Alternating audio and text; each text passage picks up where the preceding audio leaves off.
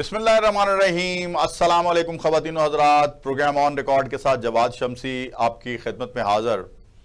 ناظرین، جیسا کہ آپ کو معلوم ہے کہ پاکستان میزبانی کر رہا ہے شنگھائی تعاون کانفرنس کی SCO کی، اور آپ نے دیکھا کہ مہمانان جو ہمارے ہیں سربراہان مملکت اور وفود مختلف ممالک کے، ان کی آمد شروع ہو چکی ہے۔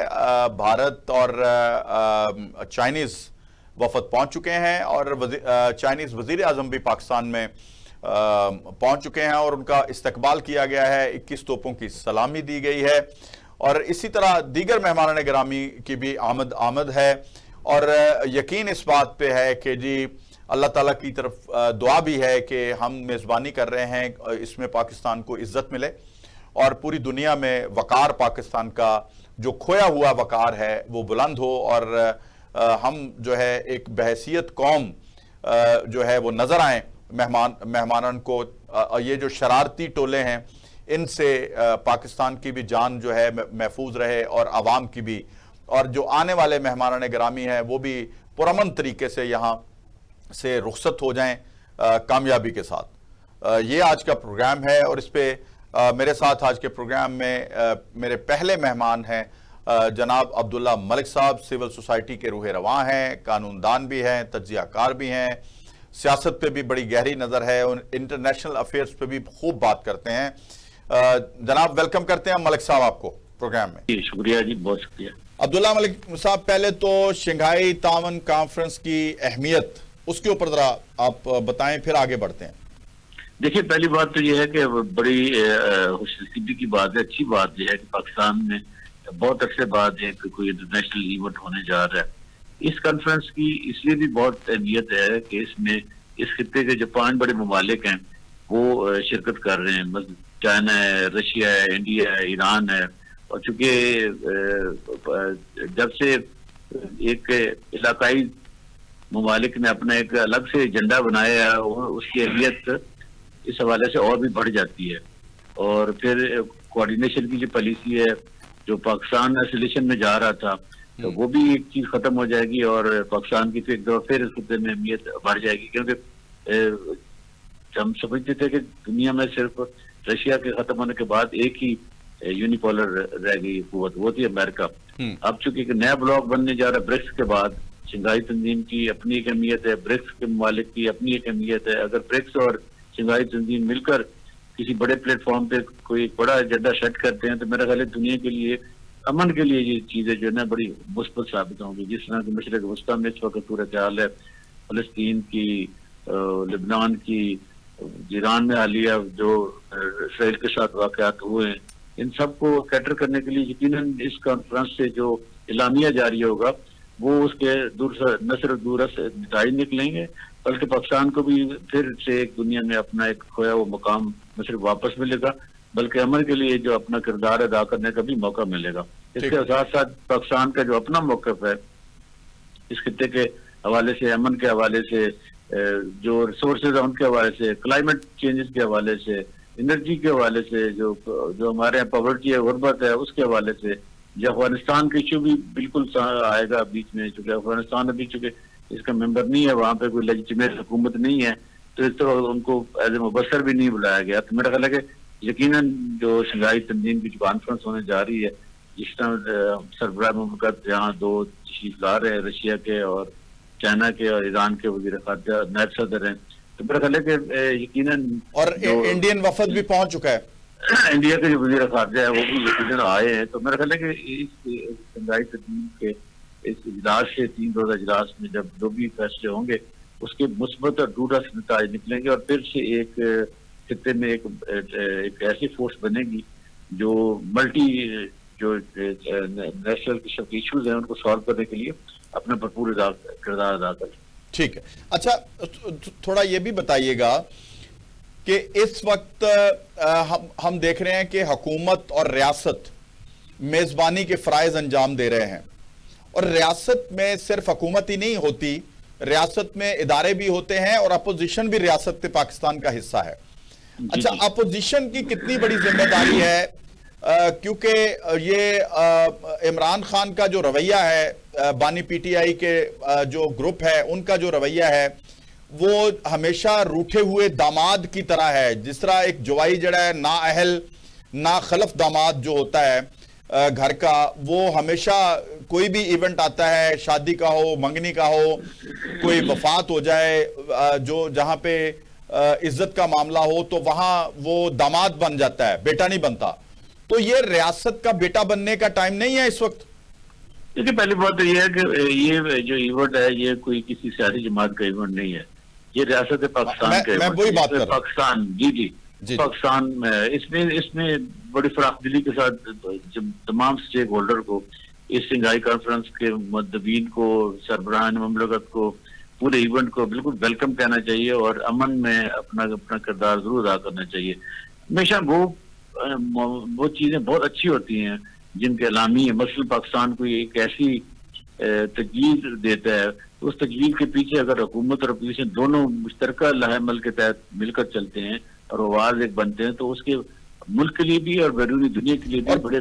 پھر دوسرا سر جو ان کا جو ٹریک ریکارڈ ہے نا، چائنیز صدر کا وزٹ جو انہوں نے کینسل کروایا تھا، جب وہاں ان کو ریکویسٹ بھی کی گئی تھی، پیغامات بھی بھیجے گئے تھے، وہ خورشید قصوری نے اس کا بڑا بھرپور طریقے سے میڈیا کو بتا دیا ہے کہ اس وقت بھی بانی پی ٹی آئی رستے میں رکاوٹ بنے تھے، یعنی خورشید قصوری ان کا حصہ ہیں پارٹی کا ابھی تک۔ اور ابھی 11 سال بعد جو ہے چائنیز وزیر اعظم دوبارہ پاکستان آئے ہیں، تو مجھے بتائیے کہ کیا ایک ایسا میسج نہیں جانا چاہیے تھا کہ اپوزیشن کا وفد بھی شامل ہوتا ان کے استقبال میں؟ میرے خیال یہ تو حکومت کو انیشیٹو لینا چاہیے تھا کہ وہ ان کو دعوت سر وہ تو روٹھے ہوئے ہیں نا، ان کو منانے کی کوشش کی گئی ہے۔ کو بنانے کے لیے دیکھیں دونوں طرف سے ہوتی ہے، بڑا کرتے تو وہ تو وزیر داخلہ نے ویسے بھی یقین دلا دیا ہے کہ بانی پی ٹی آئی سے ملاقات کروا دیں گے۔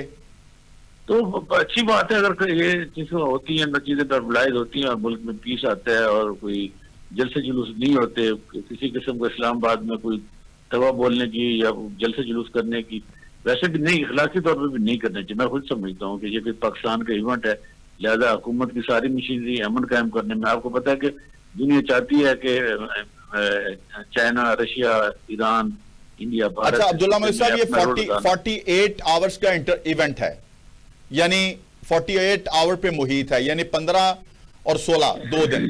کیا قیامت آ جانی تھی یہ اناؤنس نہ کرتے، یہ 18 کو احتجاج اناؤنس کر لیتے؟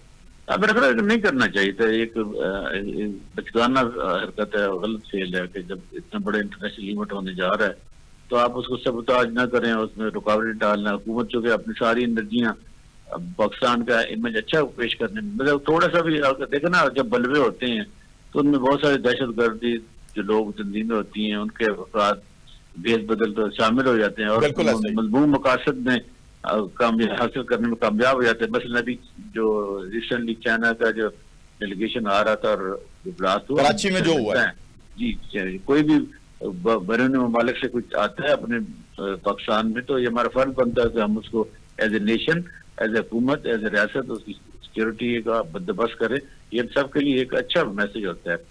جب دیکھیں نا، جب امن نہیں ہوگا، حالات خراب ہوں گے انٹرنلی، تو آپ کے یہاں کون آئے گا؟ نہ انویسٹمنٹ آئے گی۔ اب بڑا اچھا موقع ہے کہ ہم دنیا کو ایک اچھا میسج دیں۔ دیکھیں نا، جب اس کے دور اثر نتائج نکلیں گے تو کسی سیاسی جماعت کے لیے نہیں نکلیں گے، وہ ملک کے لیے نکلیں گے۔ اور جب ملک کے لیے نکلیں گے تو اس کے جو اصول ہوں گے، اس کے فوائد ہوں گے، پوری کمیونٹی، پورے پاکستانی قوم کو جائیں گے۔ میرا خیال ہے کہ ہمارے دل و ذہنوں میں یہ جو نقطہ نظر ہے ہمیشہ واضح طور پر رہنا چاہیے کہ جب بھی کوئی اس قسم کے انٹرنیشنل ایونٹ آتے ہیں تو ان کے جو اعلامی ہوتے ہیں، ان کے جو کوئی اگر مثلا وہ بہت سارے مندوبین بھی آئے ہیں، کوئی انویسٹر آیا ہوگا، اگر کوئی پاکستان میں انویسٹمنٹ کرتے ہیں، آج اگر آپ ایک پودا لگاتے ہیں تو اس کی جو پھل ہوگا آنے والی نسلیں کہیں گی۔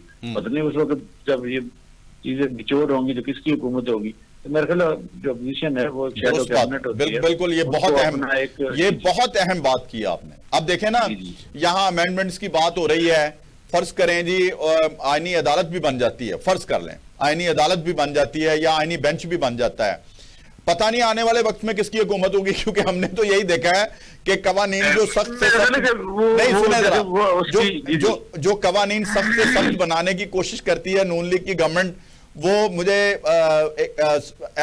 سردار آصف احمد علی یاد ہوگا آپ کو وہ مجھے ایک پروگرام میں انہوں نے انٹرویو دیا جو وزیر خارجہ بھی رہے, وزیر تعلیم بھی رہے, اللہ ان کو غریق رحمت کرے. وہ بتایا کرتے تھے کہ میں جب نواز شریف یہ قانون بنا رہا تھا احتساب کا تو میں ترلے کر رہا تھا کہ اس کے شکنجے میں سب سے پہلے آپ نے آنا ہے. تو یہ جو قوانین پرسن اسپیسیفک بنائے جاتے ہیں وہ بعض اوقات اپنے گلے میں ہی آتے ہیں. اس میں کوئی شک نہیں ہے, دیکھیں یہ بھی مناسب ٹائم نہیں تھا, ٹھیک ہے نا, یہ ایک بڑا اقدام تھا, کانسٹیٹیوشنل ہے. دیکھنا قائد اعظم رحمۃ اللہ علیہ بلاول صاحب پچھلے 2 دنوں سے کہہ رہے, شاید ان کو کسی نے غلط گائیڈ کیا ہے. وہ اس وقت کی بات ہے جب پریوی کونسل ہوتی تھی, یہ انڈیا جو ایکٹ ہے اس کے تحت جو سارے کا سارا انڈیا پہ نظم و نسق چلایا جا رہا تھا. تب قائد اعظم رحمۃ اللہ علیہ نے کہا تھا کہ پریوی کونسل کی بجائے فیڈرل کورٹ ہونی چاہیے. وہ اس لیے کہ انڈیا کے لوگوں کو وہاں جانا پڑتا تھا, انگلینڈ میں جا کے اپنے چیزوں کے لیے, مسائل کے لیے, تو وہ کنسپٹ اور تھا. دیکھیے اب اگر یہ چاہتے ہیں کہ اس چیز کو پارلیمان کے فلور پر ڈیبیٹ کرتے, سوسائٹی کے ساتھ کرتے, اسٹیک ہولڈر کے ساتھ کرتے, اور کہتے ہیں کہ کوئی بات نہیں 3-4-5 مہینے لگ جائیں, ہم اپوزیشن اور تمام اسٹیک ہولڈر کو ساتھ لے کے چلیں گے. اب دیکھنا اب 200 کیسوں کے لیے اگر آپ الگ سے بنائیں گے تو 17 جج تو 60,000, سن لیں تھوڑا سا سر, 17 جج تو 60,000 مقدمات حل نہیں کر پائیں, تو 5 جج کیسے کریں گے؟ تو میرا خیال ہے کہ یہ کنٹروورشل نہیں ہونی چاہیے تھی, اس میں ایسے لوگ آنے چاہیے تھے جو جس پر وفاق. لیکن پھر سر آپ بھی تو دیکھیں نا, ججز کا جو کنڈکٹ ہے, جس طرح کا فیصلہ دیا ہے, سنی اتحاد کونسل کی پٹیشن تھی, فیصلہ آ گیا تحریک انصاف کے حق میں, اور 63A کا جس طرح سے فیصلہ آیا تھا, اب مرتا مرے کیا نہ کرے. وہ دیکھیں وہ غلط, دیکھیں 2008 سے لے کے 2024 تک جتنے بھی الیکشن ہوئے نا, سارے کے سارے انجینئرڈ الیکشن تھے. لیکن سر انجینئرڈ الیکشن ہوئے مان لیتے ہیں, لیکن اس کا طریقہ کار یہ تو نہیں کہ آپ آئین ری رائٹ کر دیں. نہیں, عدالتیں دیکھیں اس دفعہ 2024 سے نئی چیزیں آئیں گی. لیکن پہلی دفعہ یہ ہے کہ سر یہ معذرت کے ساتھ میں رسک لے رہا ہوں, لیکن 100% ٹلٹ نظر آ رہا ہے ایک خاص جماعت کی طرف. آپ ایک نہیں ایسی نہیں, آپ دیکھیں جو ججز روسٹر میں بیٹھے ہوتے ہیں نا, ان کا نقطہ نظر اور ہوتا ہے, ان کی چیزیں کہیں اور سے نظر آ رہی تھی. ہم جو دیکھنے والے ہوتے ہیں وہ کسی اور اینگل سے دیکھتے ہیں. دیکھیں ججوں کی منشا کچھ اور ہوتی ہے, اس لیے کہ ہمارے آئین میں نہیں لکھا ہوا. سر بھٹو کی دفعہ کیا منشا تھی؟ سر بھٹو کو پھانسی لگانے میں کیا منشا تھی؟ سن تو لینا سر, افتخار چودھری کی کیا منشا تھی وہ بھی آپ کے سامنے ہے. تو وہ دیکھیں پھر بات لمبی ہو جائے گی. اگر کریں آپ ہم بات کرنے کے لیے بیٹھے ہیں. اگر غلط ہو گیا تھا بھٹو صاحب کو جو پہن کیا گیا تھا شہید, تو ابھی بھی تو آئین ری رائٹ کیا گیا, حمزہ شہباز کو جس طرح سے گھر بھیجا گیا. سر سن تو لینا, اس وقت کے بعد اگر غلط ہو گیا تھا, جب بھی پیپل پارٹی کی حکومت 3-4 دفعہ آئی ہے, تو وہ اس کو ٹھیک کرنے کے لیے اب کر لیا انہوں نے, اب کر لیا. مثلاً اب جب فتوحات چودھری صاحب نے 19ویں ترمیم کروائی تھی, گلے پہ ناخن وہ کیا کہتے ہیں وہ دبا کر انگوٹھا لگا کر, اگلی جب حکومت آئی تھی تو وہ ان چیزوں کو آئین سے نکالتی, آئین کا اصلی حلیہ بحال کرتی. اور سر جڑی اگلی حکومت آئی, سنو اگلی حکومت آئی, عبداللہ ملک صاحب پولے بادشاہ ہو تسی, اس کی گردن پہ ہمیشہ کبھی رحیل شریف کا انگوٹھا رہا, کبھی اپنا ثاقب نثار کا انگوٹھا رہا, کبھی اعجاز الحسن صاحب کا انگوٹھا رہا. ایسی بات نہیں. اب اگر آپ دوسری پارٹی کا ہے کہ اب موجودہ حالات میں حافظ صاحب کا اور قاضی صاحب کا انگوٹھا ہے, تو پھر اس کو آپ کیا کہیں گے؟ آپ یہ بھی دیکھیں نا کہ یہ جو آئینی عدالت ہے اب اس کے سگنیٹری ہیں بانی پی ٹی آئی. نہیں, آئینی عدالت دیکھیں, آئینی عدالت کا عام انسان کو, عام شہری کو کیا ملے گا؟ اس کو کوئی تعلق نہیں ہے کسی قسم کے حوالے سے. لیکن لوگوں کے مسئلے تو اور ہیں, لوگوں کے مسائل تو وہی الجھے ہوئے ہیں. اگر آپ نے کرنا ہے تو یہ چائنیز وزیر اعظم جو ہیں ایک دن پہلے آئے ہیں, آج کا دن ان کا گزرے گا میٹنگز میں, ملاقاتیں ہوں گی. مجھے بتائیے کہ پاکستان کے سی پیک پہ کچھ اثر پڑنے والا ہے, جو کہ پی ٹی آئی کی گورنمنٹ میں سی پیک کو سرد خانے میں, وہ تو ہمارے جرنلسٹ نہیں صرف کہتے, چائنیز ٹیلی ویژن کہتا ہے کہ جی وہ 3.5 سال کی گورنمنٹ نے بہت نقصان پہنچایا سی پیک کو. اب کیا اعتماد بحال کرنے میں ہم کامیاب ہو جائیں گے چائنیز وزیر اعظم کا؟ دیکھیے ان کا جو چائنیز وزیر اعظم کا جو دورہ ہے اسے ویلکم کہتے ہیں, اور وہ ایک دن پہلے آنے کا مقصد بھی یہی ہے.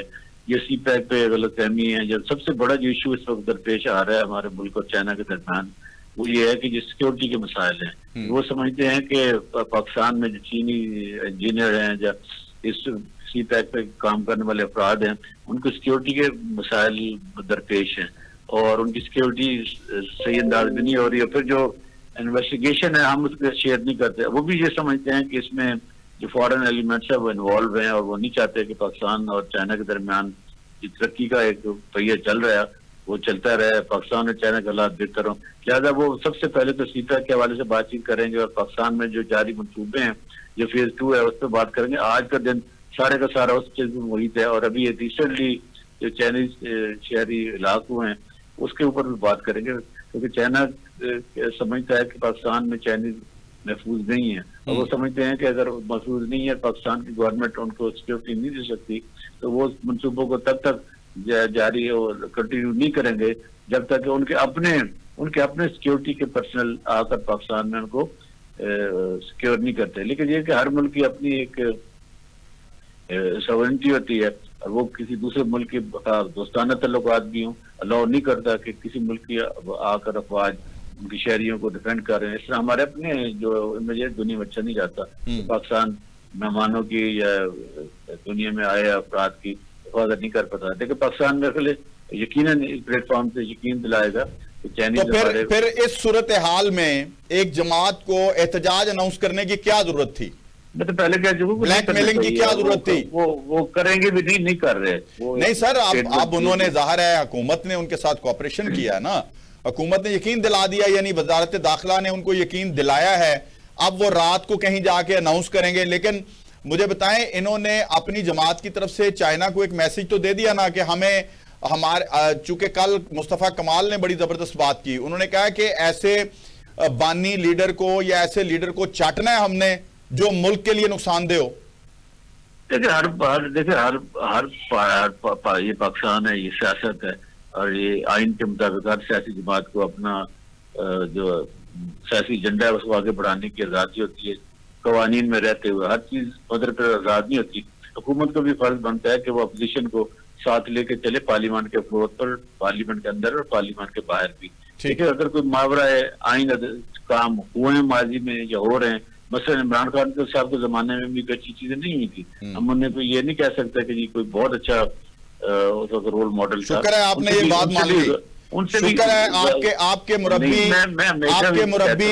کے مربی لطیف کھوسا صاحب, آپ کے عزیز ترین اعتزاز احسن صاحب یہ زندگی میں ماننے کے لیے تیار نہیں ہے کہ جی ایسا نہ کریں. اعتزاز صاحب آج ہمارے ملک کا ایسٹ ہیں اور وہ آئین نہیں میں نے کہا وہ کبھی نہیں مانتے, وہ کبھی نہیں مانتے. وہ کہتے ہیں عمران ایک ایسا لایانی قسم کا آدمی ہے جس سے کوئی غلطی ہو ہی نہیں سکتی. یہ فرشتے کوئی بھی نہیں ہوتا. ہم ہر پارٹی کے جو سربراہ ہوتے ہیں ان کے فالوور ہوتے ہیں, ہم کسی کی لائکنگ کو ڈس لائکنگ کو اپنے پیرامیٹر میں نہیں سکتے. ہاں یہ ہونا چاہیے کہ کوئی بھی سیاسی قیادت ہو اس کا جو نقطہ نظر اور محور ہونا چاہیے وہ پاکستان کا مستقبل, پاکستان کے لوگوں کا مستقبل, پاکستان کی خوشحالی اور پاکستان کے جو بنیادی مسائل ہیں ان کا سلوشن. بہت بہت شکریہ. اسی پازیٹیو نوٹ کے اوپر شکریہ ادا کرتے ہیں جناب عبداللہ ملک صاحب کا. ہمیشہ بیلنس بات کرتے ہیں, آج بھی انہوں نے گفتگو کی ہے, آپ نے سنی ہے اور پروگرام کو ہم آگے بڑھائیں گے لیکن ایک چھوٹے سے بریک کے بعد. ہمارے ساتھ رہیے گا.